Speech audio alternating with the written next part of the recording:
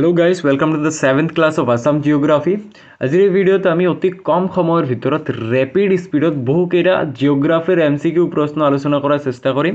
এইটো ভিডিঅ' আপোনালোকৰ upcoming Assam police ABUB written exam তাৰ লগতে DME টেট বা তেনে ধৰণৰ যিকোনো ষ্টেট লেভেল কম্পিটিটিভ এক্সামৰ বাবে অতি প্ৰয়োজনীয় হ'ব। গতিকে ভিডিঅ'টো লাষ্টলৈ চাওক। বহুখিনি নজনা কথাৰ উত্তৰ আজিৰ ভিডিঅ'ৰ পৰা আপুনি জানিব পাৰিব। মোৰওভাৰ আপোনাৰ প্ৰিপাৰেচন কোনটো লেভেলত হৈ আছে আজিৰ এই MCQ সেশনটো আপুনি চালে নিজকে টেষ্ট কৰিব পাৰিব কেইটা প্ৰশ্নৰ উত্তৰ আপুনি আগতীয়াকৈ জানে। সো বলক আজিৰ এই ভিডিঅ'টো আমি স্টাৰ্ট। প্ৰথমটো প্ৰশ্ন আপুনি আপোনাৰ স্ক্ৰীনত দেখা পাইছে, সুধিছে which of the following is the largest cold field in Assam. তলৰ কোনটো অসমৰ সৰ্ববৃহৎ কয়লা ক্ষেত্ৰ? অপশ্যনসমূহ দিয়া আছে মাকুম, দিল্লী জয়পুৰ, মিকিৰ হিলছ নে চিংডিমাৰী হিলছ। তো চাৰিটা অপশ্যনৰ ভিতৰত কাৰেক্ট এনসাৰটো হ'ল অপশ্যন এ মাকুম, অসমৰ সৰ্ববৃহৎ কয়লা ক্ষেত্ৰ। নেক্সট কুৱেশ্যনটো হ'ল অসমত কোন চনত কয়লা আৱিষ্কাৰ হৈছিল? Very important question. অপশ্যনসমূহ দিয়া আছে, কাৰেক্ট এনসাৰটো আপুনি মনত ৰাখিব অপশ্যন চি 1825 চনত অসমত কয়লাৰ আৱিষ্কাৰ হৈছিল। নেক্সট কুৱেশ্যনটো হ'ল in which of the following area in Assam iron অ'ৰ ডিপজিটছ আৰ ফাউণ্ড। অসমৰ তলৰ কোনখন অঞ্চলত লোহাৰ কৰ পোৱা যায়? লোহাৰ মানে আইৰণ অ'ৰ ক'ত পোৱা যায় বুলি সুধিছে। অপশ্যনসমূহ দিয়া আছে সুবনখাটা, চিলভেটা নে চান্দেৰ ডিঙ্গা হিলছ, হাহিম। তো চাৰিটা অপশ্যনৰ ভিতৰত কাৰেক্ট এনসাৰটো হ'ল অপশ্যন চি চান্দেৰ ডিঙ্গা পাহাৰ। নেক্সট কুৱেশ্যনটো হ'ল অসমত কোন চনত চাহৰ আৱিষ্কাৰ হৈছিল? ভেৰি ইম্পৰ্টেণ্ট বিকজ অসম চাহৰ বাবে বিখ্যাত আৰু চাহৰ লগত হিষ্ট্ৰী ৰিলেটেড এইটো কুৱেশ্যন যে কোন চনত চাহৰ আৱিষ্কাৰ হৈছিল।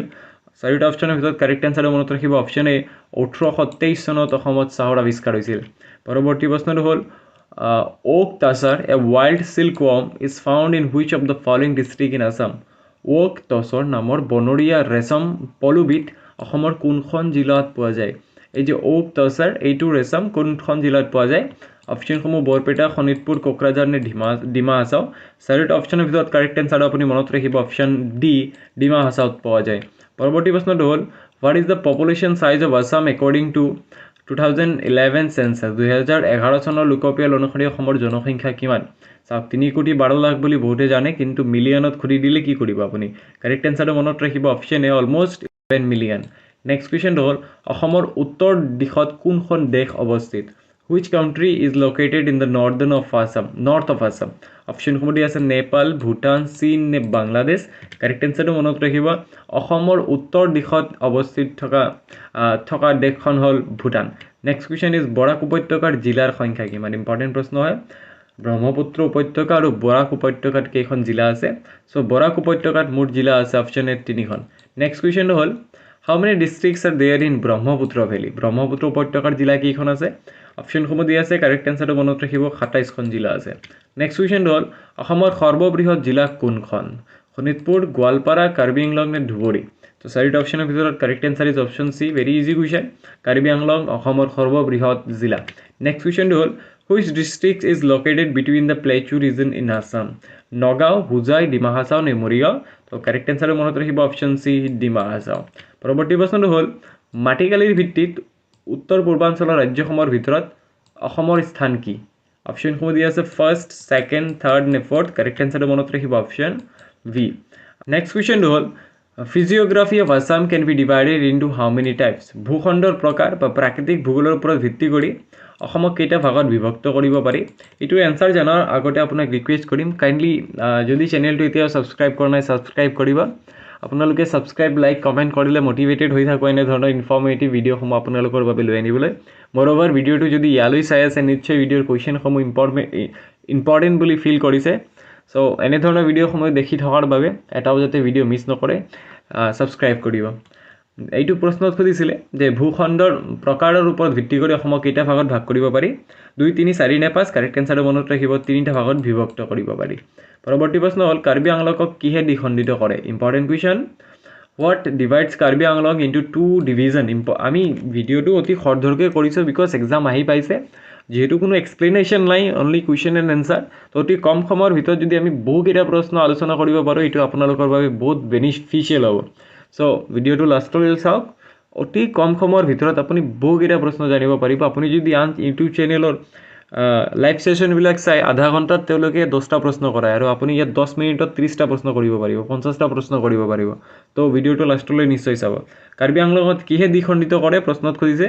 অপশ্যনসমূহ আপুনি দেখা পাইছে বৰাক প্লেইন, কাপিলি ৰিভাৰ ব্ৰহ্মপুত্ৰ ৰিভাৰ নে নৰ্থ কাছাৰ হিল কাৰেক্ট এনচাৰটো মনত ৰাখিব অপশ্যন ডি কাপিলি নদীয়ে কাৰ্বি আংলঙত দুভাগত দ্বিখণ্ডিত কৰে নেক্সট কুৱেশ্যনটো হ'ল মধ্য কাৰ্বি মালভূমিয়ে কোন প্ৰকাৰৰ নিষ্কাশন প্ৰণালী গঠন কৰে the central Karbi plateau forms which drainage pattern অপশ্যনসমূহ দিয়া আছে trellis pattern dendritic pattern radial pattern নে নন অফ দিছ কাৰেক্ট এনচাৰটো মনত ৰাখিব option C radial pattern next কুৱেশ্যনটো হ'ল river Brahmaputra forms which drainage pattern during winter Brahmaputra নদীয়ে শীতকালত কোন প্ৰকাৰৰ নিষ্কাশন নলী গঠন কৰে অপশ্যনসমূহ দিয়া আছে ব্ৰেইডেড একাবেকা আয়তাকাৰ নে এই সকলোবোৰ কাৰেক্ট এনচাৰটো মনত ৰাখিব অপশ্যন এ ব্ৰেইডেড পৰৱৰ্তী প্ৰশ্নটো হ'ল ব্ৰহ্মপুত্ৰৰ দক্ষিণ পাৰৰ সৰ্ববৃহৎ উপনৈ কোনখন which is the largest south bank tributary of Brahmaputra important প্ৰশ্ন হয় অপশ্যনসমূহ দিয়া আছে দিখৌ জিঞ্জিৰাম কপিলি নে ধনচিৰি কাৰেক্ট এনচাৰটো মনত ৰাখিব অপশ্যন চি কপিলি নদী ব্ৰহ্মপুত্ৰৰ দক্ষিণ পাৰৰ সৰ্ববৃহৎ উপনৈ পৰৱৰ্তী প্ৰশ্নটো হ'ল ব্ৰহ্মপুত্ৰ অৱবাহিকা বৰাক অৱবাহিকাৰ সৈতে কিহৰ দ্বাৰা বিভক্ত what divide the Brahmaputra basin with Barak basin অপশ্যনসমূহ দিয়া আছে কাৰ্বি মালভূমি নগা পাহাৰ মেঘালয় নে উত্তৰ কাছাৰ পাহাৰ কাৰেক্ট এনচাৰটো মনত ৰাখিব option D north Cachar hills পৰৱৰ্তী প্ৰশ্ন হ'ল বৰাইল পৰ্বতমালাৰ সৰ্বোচ্চ শৃংগ কোনটো হুইচ ইজ দ্য লাৰ্জেষ্ট বা highest peak of the Barail range largest নহয় সৰি অপশ্যনসমূহ দিয়া আছে সিংহাসন লাইকে মহাদেৱ none of this তো কাৰেক্ট অ্যান্সাৰ মনত ৰাখিব অপশন বি লাইকে বৰাইল পৰ্বতমালাৰ সৰ্বোচ্চ শৃংগ নেক্সট কুৱেশ্যনটো হ'ল অসম কোন প্ৰকাৰৰ জলবায়ু অঞ্চলৰ অন্তৰ্গত আসাম ফলছ ইন হুইচ ক্লাইমেট ৰিজন মৌচুমী নাতিশীতোষ্ণ বিষুৱীয় নে মেৰু জলবায়ু তো কাৰেক্ট অ্যান্সাৰ মনত ৰাখিব মনসুন ক্লাইমেটৰ আণ্ডাৰত হয় next question which part of Assam receives very little rainfall অসমৰ কোনটো অঞ্চলত অতি কম পৰিমাণৰ বৰষুণ হয় অপশ্যনসমূহ দিয়া আছে লামডিং তিনিচুকীয়া মৰিগাঁও নে সকলোবোৰ কাৰেক্ট এনচাৰটো মনত ৰাখিব অপশ্যন এ লামডিং অসমত অতি কম পৰিমাণৰ বৰষুণ হোৱা ঠাই নেক্সট কুৱেশ্যনটো সুধিছে the pre monsoon condition in Assam is known by what name অসমৰ বাৰিষাৰ পূৰ্বৰ অৱস্থাক কি নামেৰে জনা যায় অপশ্যনসমূহ দিয়া আছে মেংগো শ্বাৱাৰ কালবৈশাখী বৰদৈচিলা নে এটাও নহয় কাৰেক্ট এনচাৰটো মনত ৰাখিব অপশ্যন চি বৰদৈচিলা কালবৈশাখী নহয় sorry Bordoisila option C is the correct answer 273 number question 7 number ক্লাছত অলৰেডি আমি 270টা লৈ অলমোষ্ট 80টা প্ৰশ্ন কৰিম আমি আৰু জিঅ'গ্ৰাফিৰ প্ৰায় 300-350টা কুৱেশ্যন আমি কৰাৰ চেষ্টা কৰিম টোটেল জিঅ'গ্ৰাফিৰ এইটো সেশনত প্ৰশ্নত সুধিছে অসমত শীতকালত কেনে অৱস্থা বিৰাজ কৰে what condition prevails during winter in Assam অপশ্যনসমূহ দিয়া আছে wet and humid cold and dry humid and cold all of this correct answer মনত ৰাখিব অপশ্যন বি শীতকালত অসমৰ জলবায়ু কোল্ড এণ্ড ড্ৰাই হয় নেক্সট কুৱেশ্যনটো হ'ল হুইচ ৰিলিফ ফিচাৰ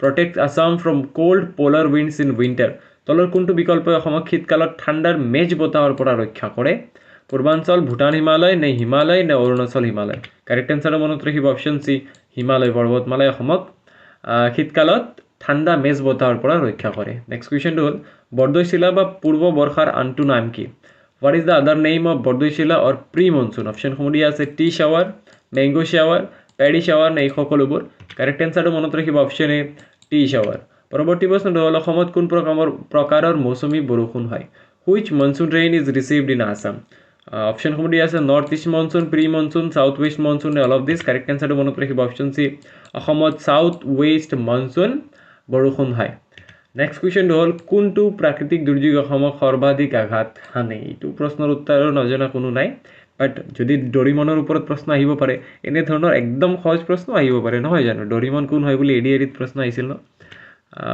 তো এইটো প্ৰশ্নৰ কাৰেক্ট এনচাৰনো কি ক'ম আৰু অপশ্যন বি বানপানী ফ্লাড ইন আছাম ৰচনা কৰি মেট্ৰিক পাছ কৰিলোঁ 278 the bank erosion in Majuli started from which year earthquake কোন চনত হোৱা ভূমিকম্পৰ প্ৰভাৱৰ ফলত মাজুলীৰ গৰাখহনীয়া আৰম্ভ হৈছিল মাজুলীৰ গৰাখহনীয়া কেতিয়াৰ পৰা আৰম্ভ হৈছিল বুলি প্ৰশ্নত সুধিছে অপশ্যনসমূহ দিয়া আছে তাৰে কাৰেক্ট এনচাৰটো আপুনি মনত ৰাখক 1950 চনৰ ভূমিকম্পৰ পিছৰ পৰা নেক্সট কুৱেশ্যনটো হ'ল in which year the disastrous flash flood for the first time occurred in Goalpara district কোন বছৰত গোৱালপাৰা জিলাত প্ৰথমবাৰ বিধ্বংসী বানৰ প্ৰভাৱ পৰিছিল অপশ্যনসমূহ দিয়া আছে কাৰেক্ট এনচাৰটো হ'ব অপশ্যন চি 2004 চনত গোৱালপাৰাত বহুত পৰিমাণে বানপানী হৈছিল আৰু বিধ্বংসী বানৰ প্ৰভাৱ পৰিছিল 280 নম্বৰ কুৱেশ্যনটো হ'ল কোন চনত হোৱা ভূমিকম্পৰ ফলত চান্দবী হ্ৰদ গঠন হৈছিল তো চান্দবী হ্ৰদ কেতিয়াৰ পৰা গঠন হৈছিল প্ৰশ্নত সুধিব পাৰে অপশ্যনসমূহ দিয়া আছে কাৰেক্ট এনচাৰটো মনত ৰাখিব অপশ্যন এ 12 জুন 1897 চনৰ ভূমিকম্পৰ পিছত চান্দোবি হ্ৰদটো গঠন হৈছিল